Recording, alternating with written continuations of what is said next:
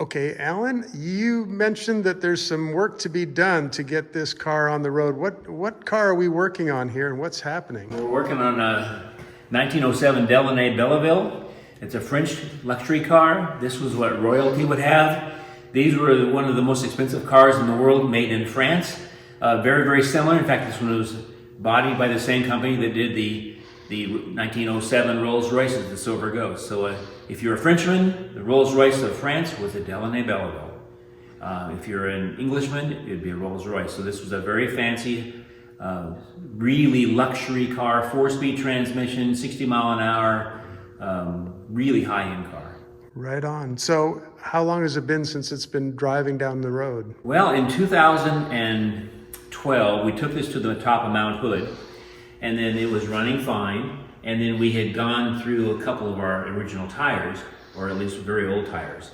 So we put this car away, and the tires that are made for this car, they mold them or cast them every 5 years. And they only do 6 to 10 at a time when they cast them. So we had to put this away for 5 years, waiting for the tires to be made, and only a few of those. So we've got them on now. But you know, when you're an antique car restorer, racer, rallyist person, you work on the next car and then you restore this one and that one. So you kind of forget this one. And I put this in the back of my garage, and I went on to the next one I was doing. You know, we have around 20 things like this, so right, we put it away. So then I know we want to video all the cars and explain how each one works, and it's great when I can, you know, when I tell people that all my cars and motorcycles run. Well, they do. Once you service them and oil them and change your gas, and in 5 minutes to 5 hours, most of them work. Well, as you know from doing the video series that we're doing now, some of them have had issues from sitting still. Some are caused by ethanol fuel. Some are caused by seized valves, from carbon that oxidized. There's been different issues. So this one, we rolled it in here, and I expected fully for this one to work because I knew I put this one away with ethanol-free fuel, and the gas tank was totally clean and clear. But then as I rolled it into the service part of my garage, I was trying to crank it, and I couldn't budge the engine. It was like it was seized. And then I rocked it back and forth, and I still couldn't get it, no motion whatsoever. So I saw a little bit of corrosion on the valve lash caps on the top. So when I saw that, I thought maybe in climbing Mount Hood, because it did boil over a couple times going up Mount Hood, that maybe some water got in there, and maybe I didn't have enough antifreeze or Evans or glycol material. So maybe the rusting properties of water took over. So I went to bed with that thought. So I thought I messed up one of my nicest cars by not maintaining it right. So the next morning, I started analyzing things. So the first thing I did, I drained the radiator. And then I drained the radiator, and then I got 3 gallons, actually 4 gallons, of pure Evans, which is a glycol glycerin type material. It's radiator fluid for antique cars. It doesn't include any water whatsoever. It was totally, totally clean and clear. No particles came out with it. Okay. So then I decided to drain the oil, and I looked in the drained oil for Babbitt material and for any corrosion or any water mixed with the oil. I didn't see any water mixed with the oil. I saw no Babbitt material when I drained it. And then this is a very fancy motor, so this one doesn't have a pan like a modern engine would have, a pan. This has got an aluminum top and aluminum bottom of the crankcase, and that's your pan. So you have a small 4-inch inspection hole. So the 4-inch inspection hole, once I looked inside of it, once it finally stopped dripping, I could shine my light, and I saw clean bores inside of the cylinders. And the clean bores were simply polished bores, which I was really happy about. And also, the last time the engine had spun over, instead of having 2 cylinders up and 2 down, so you couldn't really see much, they were in the middle of their bores, so you could see the bottoms of it, and it wasn't corroded, so it didn't look like the water jackets had leaked inside and rusted. It didn't look like any problem like that. Okay. So I was still pretty happy. So then I decide to take out the valve lash caps, because the valve lash caps allows you to pull the valves out. Wow, that's a hefty valve. Yeah, that's a really hefty valve, and I think it weighs a lot too. Wow. 6.7 ounces, and it's about 8 inches tall. Yeah. And I think, comparing this to our 1913 Bugatti, I think the valves on that weigh half or 3/4 of an ounce. So these are really heavy duty. Really heavy. But I'm looking at the valves. Now this valve was stuck to the hand, so I had some carbon at the top of it. Okay. So I cleaned that up, and that was fine. And once I cleaned it up, when I put it back into the valve guide, which doesn't really have valve guides, as it's just cast iron, it's nice. Oh, wow. And then I've done these two so far. Okay. So this valve is number 4, or cylinder number 4, and even the face is pretty darn nice. That's a pretty darn... It looks pretty good, yeah. Now this one, the number 3 exhaust, this one is badly pitted. Yeah, we can see that. But the good thing about the badly pitted is, this is not ground to a knife edge, which means I can have this refaced, take 10 thousandths away of this lip. I still won't have a knife edge, so I can repair this valve, or I can take it to a valve grinder to repair this. And then if this is 30-degree angle, and the valve grinder might decide to put a 30-degree angle in when he redoes it, or he may decide, by my pictures of the seat, he may decide to make it 32 or 34 degrees and make the sealing portion of the valve tighter in one portion. They do that sometimes. I see. But I'll let them decide. But so I don't know if I'm going to have 6 more like this one that's really clean, or I'm going to have 6 more like this. But while I'm waiting to figure out what the next problem is, I'll go ahead and take all of them out. And I have to take the valves out, and I have to take these valve lash caps off to see what the problem was, why it doesn't run. Okay, so let's kind of take a minute. Since we rarely see an engine like this, but we certainly rarely see it in any kind of pieces or disassembly. Yeah, okay, so again, those are exhaust valves because they're opposite the exhaust manifold, so that's easy to figure out. Now, what do you call these? Those are the intake pucks. Intake pucks, and then you have the exhaust pucks you've taken out on this side. How hard are those to remove? They're almost impossible to remove. Okay. You can't, to take one out. Yeah, because you've got them kind of staged there. So I got them staged right now. Yeah. But what you have when you take one out, this is what it looks like. And I don't have a wrench, and you can't even go to Snap-on and get a wrench to take this out. No. And you don't use a pipe wrench around this. No, you wouldn't want to do that. So what you do is, to get the 4 out that I've gotten out, and now it's with 2 of us, it took this crescent wrench. That's a big one. And this small cheater bar. My goodness. To get them out. Wow. They were in there. Yep. And, we don't know how many decades it's been And since... I've only gotten 4 of the 8 out so far. Okay. So now what I did today,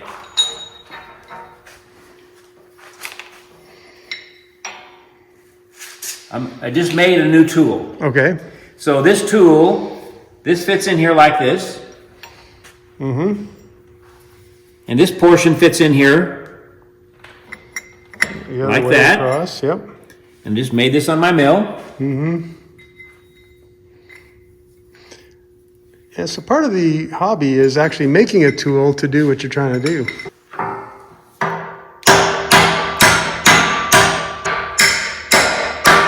There he is. Nice. So now you've got a nice stout perfectly fitting tool. Yep. And you can put some torque on that thing. Yeah, and I'll weld it as soon as you leave. Okay. Yeah. Yeah, now you're getting some serious work done. Yes, excellent. We can see that the spark plugs were in the inner two spots on both ends. So the next step in diagnosing the problem is you expose the pots. Okay. So there's 4 pots, and we've already ascertained that the pistons are all about equal height, about halfway down in the bore. You look inside the bore, and hopefully all you see is carbon on the top of the piston. And when you put a little mirror inside where the puck was, you see some carbon above it. You don't see water coming from the water jackets. And these are not heads here. Okay. Those are water jackets. So when I take these, remove these nuts and this water pipe, there's not a top of a piston there. Okay. Because you don't put water in the top of the piston. No, you wouldn't. Unless you were maybe a steam car or something. I don't know what. So what they did was the water jacket is actually a jacket that you put on top of the engine. It's a real water jacket. Okay, so that's actually where the phrase maybe came from. Sure. So if you want to look inside this, and I haven't taken this apart yet, Okay. but you can take the hoses off of it on both the orifices, and then you should see a perfect water jacket. And I don't need to even take it apart because I know there's no corrosion inside of the 4 pucks. Right. Inside the four pots. They are clean. So I had no migration of rusted water or any water whatsoever inside my bores. My bores are clean, which we'll show in a minute. Okay. But if I had a problem and I had a crack inside of my cylinder, inside of my head, I could take these caps off and I could re-weld it on the inside, and you get a perfect weld, you get a perfect repair. And or if you got some space age JB weld, you could even probably seal it because you've gained access to it. But I don't have that problem. So then what I did was on our Bugatti, when I first started the restoration on it 7 years ago, it was locked up. And it was locked up so bad that I couldn't even get it apart to even get it apart. Because you had to rotate it to even get it apart. So then I made a big rotisserie for it on a horse trough, and for 63 days I would rotate that engine. So I learned the use of Croil, and I just kept injecting in every possible orifice on that engine as I would rotate it. So this is an unbelievable material for people in our hobby. So it'll take rust away, and it also mitigates carbon. It makes carbon softer. You know, it also, on oil, it makes oil that is tried to harden and coagulate softer. Okay. You know, it takes care of things. It's a penetrating oil for all kinds of materials. And it's microscopic as far as how small of an orifice it'll drain through. It's what's really good. So last night, I went ahead and filled to 3/4 of the height all the 4 cylinders with this material. Okay. So yeah, now you can get access to them by taking that off. Right. So I made this tool. Again, more tools you make. Okay, there's your Croil injector. That's right. Okay. And I don't just pour it where the spark plug was, because there's intake valves and exhaust valves. And if you just pour it in that spot, 1/3 of the valves are open. Right. So it's going to drain right in the floor. You're not going to learn a thing. And you have to be able to see your cylinder pots. You have to see what you have. If you have something already rusted, you might still be able to free it, but you've got a real big problem. Different problem, yeah. But when you see a nice clean bore, you got a chance. So you inject this in all the 4 pots. Okay.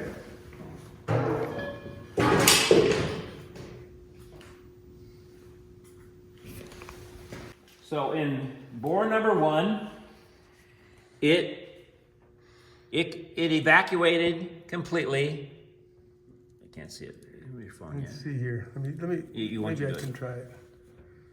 See if I can. There, I got it. Okay, so in bore number 1, it's clean. There's no Croil in there. So that one, in all likelihood, is not the seized cylinder. So now go to number 2. Yeah, we can see that too. No croil. Go to number 3.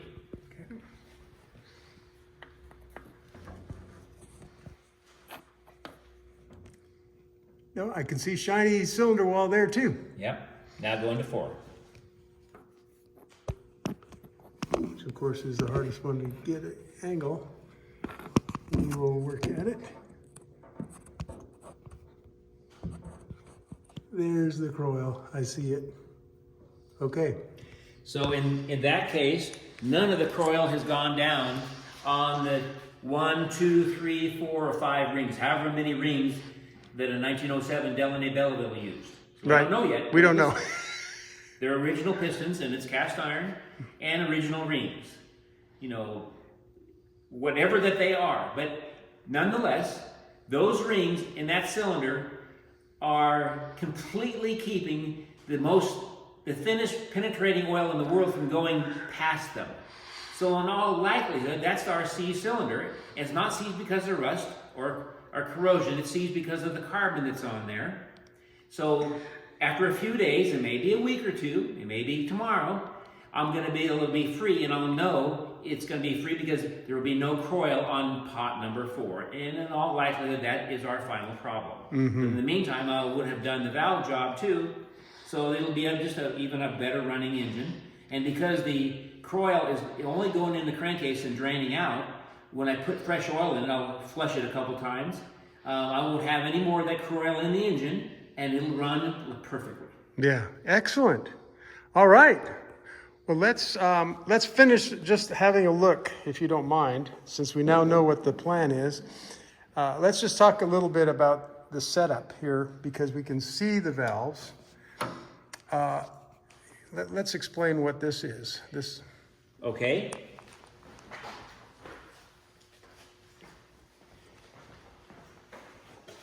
Okay, this is a crank start car only, and it's always been a crank start car. They didn't really have chokes yet in 1907, not really. And to choke a car, you need to pull on the choke, which is spring-loaded probably if it had one, and you would pull it through fast enough, 2 or 3 revolutions, to kind of get the fuel mixture into the intake manifold and where the pot is and kind of inject it. But if you want to be able to start it on the second pull, not the first pull, but the second pull, this is a primer cup. Okay. So you would simply fill this up with gas, and then once it's filled, you would open up the primer cup, and it would just go right into the cylinder. Right, so that just opens it up. I wonder if we can even see the motion of it. So We can even just do it before it'll start, but it'll start very quickly by using this. Okay, I hate to tell you, but my recording wasn't going on. So we're going to do that little segment once again. Okay. Everything else we had, but Yeah, okay. okay. So let's talk about this device right here. What is this about? This is a very, very beautiful and ornate priming cup. And there's 4 of them. There's one over each cylinder. And what you do on an antique car, there's not really a choke because you don't have enough hands to have a choke and hand crank. So what was commonly done, you primed the cylinders.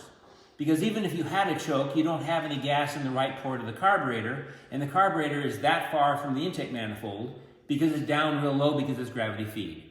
So a choke didn't even really work that well.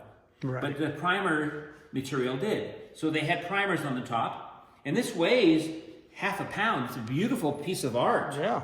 And there's one on all 4 of the cylinders have it. So what you do to start the car, you get your timing adjusted and you get your throttle adjusted the way you need it to be when you start it. And you fill up each of the primer cups. And you fill all 4 of them. Right. And then when you're ready to start it, you just open each one up and you go to the front and hand crank it. And by the second crank, it'll usually start. It's that works. perfect. Okay. By just priming it. Yeah. And then this was pretty strong benzene or hexane. It was a stronger material than what the car ran on usually. Okay. But you carry the primer bottle with you. Interesting. Okay. And it looks like we're just trying to understand the setup here. And I know we'll come back later with this engine running, but the primer cups are set up over the exhaust valves and the spark plugs are set up over the intake valves, right? Right. And they're over the exhaust valves for no reason other than that was an easy way to get it into the cylinder. Okay. So it wouldn't matter if the primer cup was on the intake or was on the exhaust, because it's half of the primer, half the cylinder is going to be primed for sure, and maybe one's going to go out the exhaust valve, the prime, but you've still got 3 of the cylinders with prime. But you don't want to put the exhaust, you don't want to put a spark plug above the exhaust valve, because that won't fire correctly. Right. You want to fire the fresh intake fuel, so the spark plug always goes in the one, even though they're the same, above the intake valve. Right. The intake manifold. Basically, it matters for the spark plug. It doesn't matter so much. Correct. Yeah. Okay. I got it. Okay. Cool. That's a great explanation. We'll keep learning as we see these cars and what you've got set up. All right. Cool. All right. I think Warren can explain what he's doing. Yeah. Who is this guy helping you out, and what in the world is he doing? This looks like one of those very tedious jobs, right? I'm cleaning the threads on these because we don't want to use a high pressure or a stiff brush, because that would ruin the threads. Okay. Wear down the detail on them. Uh-huh. So yeah, this is just So you're just being careful. Just being careful. Yeah. Okay. And just chasing through all these Put this threads. on the internet. Yeah, I see what you're doing there. Well, Warren, you're famous from the Dion tricycle video that you did. That's good, thanks. One of the Eventually, all these will be polished like this one is. Yeah. Here and there. Quite a job. Good work. It's nice having friends to help out. That's good, Warren. Thank you. And how could it be that clean after 115 years? 115 years. 115-year-old, and we're peering inside the block here. Yeah. 117 years. Is it 117? Okay. Yeah, it's 117 years old, and it's still that clean in there. And that's not flimsy stuff like Model T. I mean, that's really good stuff. Yeah. Looks like You can move the pan over. You can move all the pans over. Yeah, I think Not dripping out much. I'm getting a little bit of drip. I think it's the gas we spilled in there. Yeah. All right.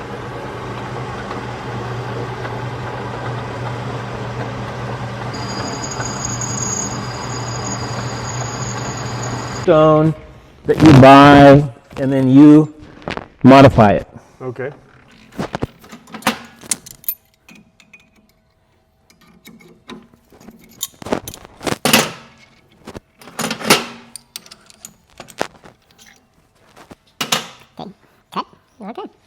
The item is the world's best engine block heater.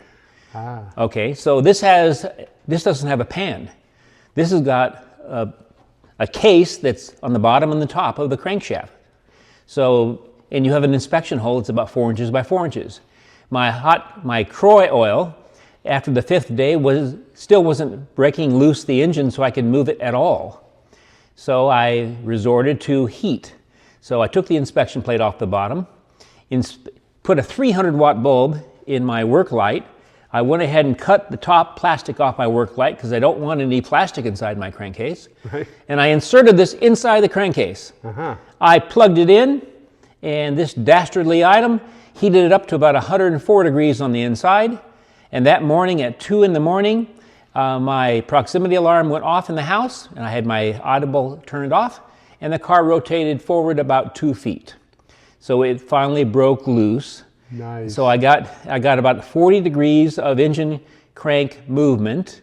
I got it where at least 2 of the cylinders had gone over the top point and back down again in the free area. 2 of the cylinders haven't gone over the edge yet to the bottom top dead center yet of their piston stroke. Okay. So I still have 2 of them that are somewhat locked up, but I have 2 that are free enough that the pistons are going back the other direction. Right. So it's a giantly different scenario now. Yep. And then I looked inside those bores, and those bores are nice and clean. There's no rust line in there. There's no corrosion line. And I can still put a cool Croy oil on there.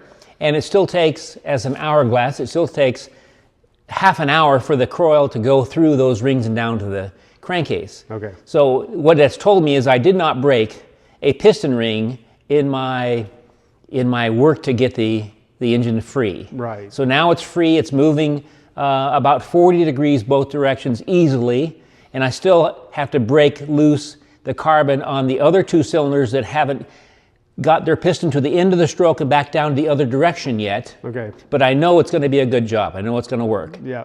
Yeah. Okay, You're so on your I'll put this way. away. Now that I know the engine is going to be fine, so now I'm going to go ahead and do my valve seat checking. Okay. So remember this, these are the valve caps, the inspection holes, and where the valves pop up and down through. I remember. Your tool goes through the hole that these threads make. So if you look inside,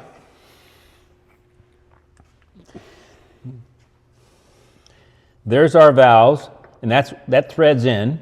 Right. But to get the valve out, you want to take this one out. This comes out through this hole. Okay. And there's no clearance. There's only 4 or 5 thousandths of an inch of clearance. That's tight. Yes. So if you were going to do this valve, for example,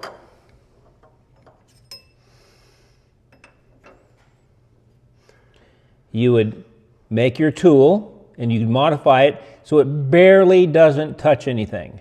I see. Barely doesn't touch. So the barely on this one, it still touches. So I made this tool, and I did this one already before you got here. Okay. So I've done the 45 face, and in fact I've done all 3 to a small amount Okay. to let me know at least I have no issue with the valve seat. You know, when you look inside, you don't see it broken and corroded, but you don't know if it's warped or there's a crack. And I turned it enough with this to know it's good. Yeah. And then now on my lathe, I turned and I made this, Right. and then this will go, not quite done yet. I need to put it back in the lathe a little bit more. Okay, but And we can that's see where that's going. And that's the finishing stone. Right. So while I'm waiting for this to percolate and be all done, and then when you turn this valve seating tool, you're turning it by hand, so you're not spinning something very fast. It's making a lot of debris. So both of these openings are for this cylinder. So I have a vacuum cleaner in this hole. I have the cylinder completely filled with a greasy rag. Okay. And then I turn this by hand, and if those new particles are loose, they're going to go right into the vacuum cleaner, and I can clean it out totally. So you're not injecting metal pieces. And then because this was already a good running engine 10 years ago, all I'm doing is cleaning. Right. You know, maybe taking off 1/1000th of an inch. Now, if I find that one of the valve seats is cracked or is corroded or really badly pitted, then that cylinder and that whole head is going to have to come off. Right. But if I can go through as far as the maintenance procedure, i.e. decarbonizing the head and the piston and the valve, in that procedure, which you do on an old car every 20,000 miles or so, this valve carbide cutting tool will cut the carbon off, and will skate on top of the head if it's got no problems. And then when I'm all done, I'll simply finish stone it, and again by hand, and then go ahead and lap it in. Right. Yeah, you're not going to be cranking some electric motor and pushing it down. No, in it just there. you're cleaning up. But that way you know when you've got it back together, you're back up to 80 pounds of compression. Right. And that sounds horribly low, but it's only got 4 or 5 to 1 compression ratio. Yeah. So you're gonna read 80 on a meter. Yeah, so that's going to be great for what it is. Exactly. Yeah. Very good, Alan. Well, that's a great update, and it's just wonderful to see you taking such a methodical and patient approach to this. Sympathetic, someone might say. All right, well, we'll come back for an update as you get this thing going.